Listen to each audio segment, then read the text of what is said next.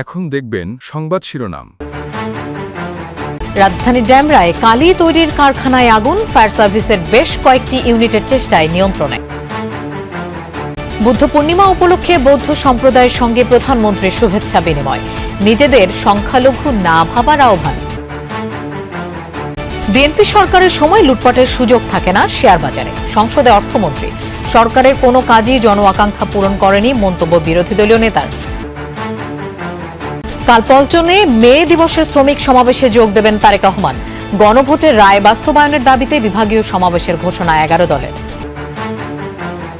কয়েক জেলায় মাঝারি থেকে ভারী বৃষ্টিপাত, তলিয়ে গেছে নেত্রকোনা, সুনামগঞ্জের হাওরের নতুন নতুন এলাকা। বাধ্য হয়ে আধা পাকা ধান কাটছে কৃষক। ইরানে অবরোধ দীর্ঘায়িত করার মার্কিন ঘোষণায় লাগাম ছাড়া জ্বালানি তেলের দাম ব্যারেল প্রতি বিক্রি হচ্ছে $126। আসসালামু আলাইকুম। এতক্ষণ দেখছিলেন সংবাদ শিরোনাম, এখন দেখবেন বিস্তারিত। দর্শক, রাজধানীর ড্যামরা আমুলিয়া মডেল টাউনে কালি তৈরির কারখানায় লাগা ভয়াবহ আগুন নিয়ন্ত্রণে এনেছে ফায়ার সার্ভিস। ক্ষয়ক্ষতির পরিমাণ এখন পর্যন্ত ফায়ার সার্ভিসের যারা এখানে কাজ করছেন তারা আমাদেরকে জানাতে পারেননি। তারা বলছেন যে এটি আগুন পুরোপুরি নিয়ন্ত্রণ আসার পরেই মূলত তারা বলতে পারবেন যে আসলে কী পরিমাণ ক্ষয়ক্ষতি হয়েছে। তবে আমি আপনাকে এখানে আগুনের যে তীব্রতা ছিল সেটি একটু দেখাতে চাই। আমার সহকর্মী যিনি এখানে ভিডিও জার্নালিস্ট আছেন তার মাধ্যমে আপনাকে দেখাতে চাই যে এখানে কী পরিমাণ কেমিক্যাল মজুদ ছিল। আপনি দেখতে পাচ্ছেন যে এই যে সড়কটি এর পাশেই মূলত যে প্যাকেজিং কারখানাটি ছিল, ইমু প্যাকেজিং কারখানা, সেখানে সব ধরনের আসলে চিপস বা যেসব প্যাকেট আছে সেই প্যাকেটগুলো এখানে করা হতো এবং সরকারি বেসরকারি সব ধরনের প্রতিষ্ঠানের প্যাকেট তারা করে দিতেন এই প্রতিষ্ঠান থেকে। এবং এই প্রতিষ্ঠানের যে বৈধতা বা লাইসেন্স, পরিবেশগত ছাড়পত্র বা অন্য যে কাজ করার ছাড়পত্র ছিল কিনা সেটি নিয়েও এখন প্রশ্ন উঠেছে। এবং আমরা এখানে কিছুক্ষণ আগে এসেছি, ফায়ার সার্ভিসের যারা এখানে দায়িত্বরত ছিলেন, তারা দায়িত্বরত আছেন, তারা আমাকে বলছেন যে তারা সকাল 11টা নাগাদ তারা এই আগুনের খবর পেয়েছেন এবং খবর পেয়ে তখনই তারা এখানে ছুটে আসেন এবং ফায়ার সার্ভিসের সবশেষ 6টি ইউনিট তারা এখানে আগুন নিয়ন্ত্রণে কাজ করছে। এখন আমরা দেখতে পাচ্ছি বর্তমান সরকার ধর্ম নিয়ে রাজনীতি করতে চায় না, ধর্মকে রাজনৈতিক স্বার্থে ব্যবহারও করবে না। অতীতেও এমনটা করেনি বলে মন্তব্য করেছেন প্রধানমন্ত্রী তারেক রহমান। সকালের সচিবালয়ে বৌদ্ধ পূর্ণিমা উপলক্ষে বৌদ্ধ ধর্মাবলম্বীদের সাথে শুভেচ্ছা বিনিময় করেন প্রধানমন্ত্রী। তিনি বলেন, দল, মত, ধর্ম, বর্ণ নির্বিশেষে প্রতিটি মানুষ যাতে শান্তি এবং নিরাপত্তার সঙ্গে বসবাস করতে পারে তেমন পরিবেশ নিশ্চিত করতে সরকার বদ্ধপরিকর। প্রধানমন্ত্রী জানান, ধর্ম যার যার, নিরাপত্তা পাবার অধিকার সবার। বাঙালি, অবাঙালি, বিশ্বাসী, অবিশ্বাসী সবাই সকল ক্ষেত্রে সমানভাবে অধিকার ভোগ করবে, এটাই বর্তমান সরকারের নীতি। কেউ নিজেদেরকে কখনোই সংখ্যালঘু ভাববেন না বলেও জানান প্রধানমন্ত্রী তারেক রহমান। বলেন, রাষ্ট্রই নাগরিকের পরিচয়। ধর্মকে রাজনৈতিক স্বার্থে আমরা ব্যবহার করতে চাই না, অতীতেও আমরা তা করিনি। আমাদের সরকারের দৃষ্টিভঙ্গি হচ্ছে ধর্ম যার যার, নিরাপত্তা পাবার অধিকার সবার। সবাই সকল ক্ষেত্রে সমানভাবে ভোগ করবে, অধিকার ভোগ করবে, এটাই বর্তমান সরকারের নীতি। বাংলাদেশে এটি বারবার প্রমাণিত হয়েছে। একমাত্র বাংলাদেশী জাতীয়তাবাদের দর্শনই দেশের সকল বর্ণ, ধর্মীয় সম্প্রদায় ও নৃগোষ্ঠী নিবিড় সহ অবস্থান নিশ্চিত করতে পারে। বিএনপি সরকারের সময় শেয়ার বাজারে লুটপাটের সুযোগ ছিল না, ভবিষ্যতেও থাকবে না বলে সংসদকে আশ্বস্ত করেছেন অর্থমন্ত্রী আমির খসরু মাহমুদ চৌধুরী। ত্রয়োদশ সংসদ অধিবেশনের শেষ দিনে স্বতন্ত্র সংসদ সদস্য রুমিন ফারহানা দাবি করেন, গত 15 বছরে শেয়ার বাজার থেকে 1 লাখ কোটি টাকার বেশি লুটপাট হয়েছে।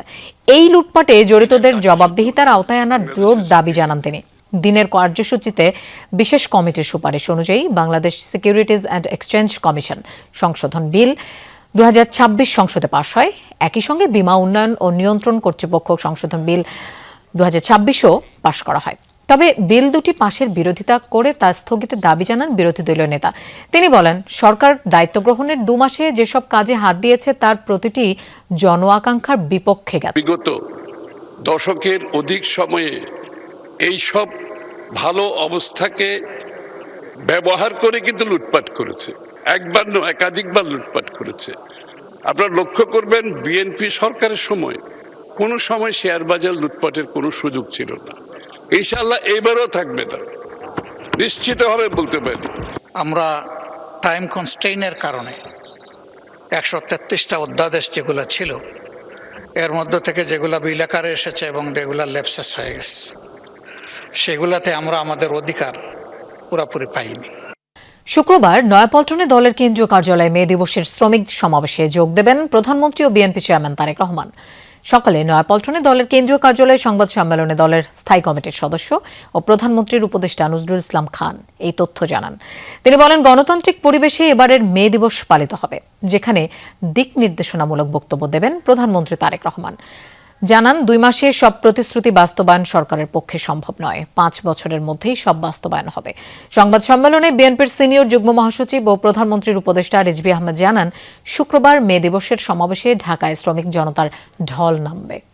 গণভোটের গণরায় বাস্তবায়নে বিভাগীয় কর্মসূচি ঘোষণা দিয়েছে 11 দলীয় জোট। জামায়াতের সহকারী সেক্রেটারি জেনারেল হামিদুর রহমান আজাদ বলেছেন, জনগণের রায় নিয়ে ছিনিমিনি খেলা হচ্ছে, এ কারণে জনগণকে নিয়ে রাজপথে আন্দোলন জোরদার করা হবে। রাজধানীর মগবাজারে 11 দলের লিয়াজো কমিটির বৈঠক শেষে এসব কথা বলেন তিনি। এ সময় গণভোটের গণরায় বাস্তবায়নে বিভাগীয় কর্মসূচির ঘোষণা দেন তিনি। অভিযোগ করে বলেন, বদলি, নিয়োগ বাণিজ্য, দলীয় বিবেচনায় প্রশাসনের রদবদল করা হচ্ছে, যা পূর্ববর্তী সরকারের পুনরাবৃত্তি। ক্ষমতাসীন ছাত্র সংগঠনের নৈরাজ্যের ফলে শিক্ষার পরিবেশ নষ্ট হচ্ছে, এমন মন্তব্য করেন তিনি। বলেন, সরকার গণভোট নিয়ে নির্বাচনের আগে প্রতিশ্রুতি দিলেও মেজরিটি পেয়ে তা ভুলে গেছে। ব্রিফিংয়ে এনসিপির মুখপাত্র আসিফ মাহমুদ সজীব ভূঁইয়া বলেন, গণভোটের গণরায় বাস্তবায়নে বিরোধী দল রাজপথে থাকবে। জানান, বিভাগীয় সমাবেশ শেষে জোরদার আন্দোলনে নামবে বিরোধী দল। সাগরে লঘুচাপের প্রভাবে রাতভর দেশের বিভিন্ন জেলায় মাঝারি থেকে ভারী বৃষ্টি হয়েছে। উজানের ঢল আর রাতে টানা বৃষ্টিতে নেত্রকোনা ও সুনামগঞ্জের হাওড়াঞ্চলের পরিস্থিতির অবনতি হয়েছে। তলিয়ে গেছে নতুন নতুন এলাকা। হবিগঞ্জ ও কিশোরগঞ্জের হাওরের পরিস্থিতিও একই রকম। ভারী বৃষ্টিতে ডুবে গেছে ফসলি জমি। চরম বিপাকে পড়েছেন কৃষকরা। কোমর সমান পানিতে নেমে চেষ্টা করছেন ফসল রক্ষার। এছাড়া নেত্রকোনার কংস নদের পানি বিপদসীমার 93 সেন্টিমিটার উপর দিয়ে প্রবাহিত হচ্ছে। কালিয়াঝুড়ি ও ধনু নদের পানিও বিপদসীমা ছুঁই ছুঁই। এদিকে সিলেট, মৌলভীবাজার সহ 5 জেলায় বন্যার পূর্বাভাস দিয়েছে আবহাওয়া অধিদপ্তর। চট্টগ্রাম, কক্সবাজার, মোংলা ও পায়রা সমুদ্রবন্দরকে 3 নম্বর স্থানীয় সতর্ক সংকেত দেখিয়ে যেতে বলা হয়েছে। ইরান যুক্তরাষ্ট্র উত্তেজনার জেরে 4 বছরের মধ্যে সর্বোচ্চ পর্যায়ে পৌঁছেছে অপরিশোধিত তেলের দাম। বৃহস্পতিবার ব্যারেল প্রতি সর্বোচ্চ $126 ছুঁয়েছে ব্রেন্ট ক্রুড অয়েলের দাম। ইরানের নৌ অবরোধ কয়েক মাস স্থায়ী হতে পারে। মার্কিন প্রেসিডেন্টের এমন হুঁশিয়ারির পর 1 লাফে মূল্য বাড়ে 8%। এরপর থেকে ঊর্ধ্বমুখী তেলের দাম। মূল্য বৃদ্ধি হয়েছে যুক্তরাষ্ট্রভিত্তিক অপরিশোধিত তেলেরও। ইরান যুদ্ধের জেরে মার্চের শুরু থেকে কার্যত বন্ধ বিশ্বের অন্যতম ব্যস্ত বাণিজ্য পথ হরমুজ প্রণালী। বিশ্বের মোট জ্বালানি তেলের বড় একটি অংশ পরিবাহিত হয় এই পথে। চলমান যুদ্ধবিরতি সত্ত্বেও কিছু ব্যতিক্রম ছাড়া নৌ রুটটি দিয়ে কোনো বাণিজ্যিক জাহাজ চলাচলের অনুমতি দেয়নি তেহরান। এমন পরিস্থিতিতে আবারও হুঁশিয়ারি দিলেন মার্কিন প্রেসিডেন্ট ডোনাল্ড ট্রাম্প। ইরান ঘিরে চলমান নৌ অবরোধ কয়েক মাস পর্যন্ত স্থায়ী হতে পারে বলে জানান তিনি। মোটামুটি এরপর থেকেই আবারও অস্থিতিশীল হয়ে ওঠে বৈশ্বিক জ্বালানি বাজার। 24 ঘন্টার ব্যবধানে 8% বেড়ে বৃহস্পতিবার ব্যারেল প্রতি ব্রেন্ট ক্রুড অয়েলের দাম পৌঁছায় $126 পর্যন্ত, যা 4 বছরের মধ্যে সর্বোচ্চ। অথচ একদিন আগেও অপরিশোধিত তেলের মূল্য ছিল $120 আশপাশে। এদিকে ওয়াশিংটন ভিত্তিক WTI এর মূল্যও বেড়েছে প্রায় 2.5%, দাঁড়িয়েছে $109 মতো।